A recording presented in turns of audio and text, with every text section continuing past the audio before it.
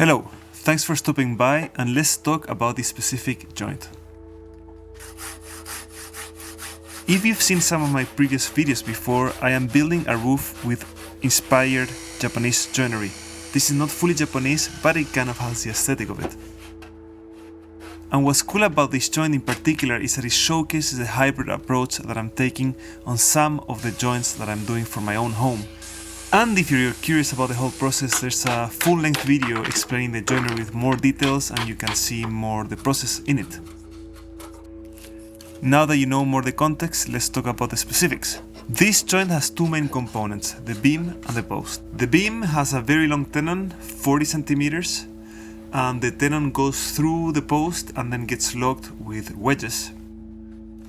And the post, on the other hand, has a through mortise that will host the tenon and the housing that will help distribute the load. What's really cool about this joinery in specific is that these square mortises that are for the wedges are offset with the post.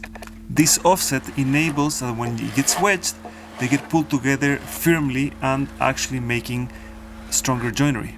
The load of the beam is supported by this little nudge here, and that's where the load will be occurring. And it's important to be accurate here because the length of the room is also determined by the precision of this joinery. And this is one of my best investments when it comes to power tools, the Makita chain mortiser. And it's giving me a new perspective on the whole process because it allows me to do mortises in a much more expedited way with a lot of precision, and you can kind of project yourself more because you have more possibilities because of the amount of works that it alleviates instead of doing this by hand. But it also goes without saying that my favorite thing is to work with hand tools. I think it's just more enjoyable overall and it allows you to think more in the process.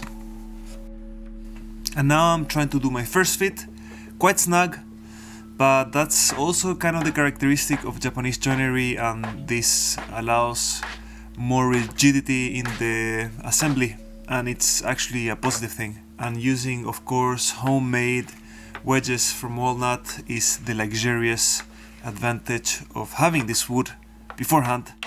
Conceptualizing and working on the joinery is quite challenging, but the results you get from it are very satisfactory, and I really like this type of joinery and curious to hear what you think about it.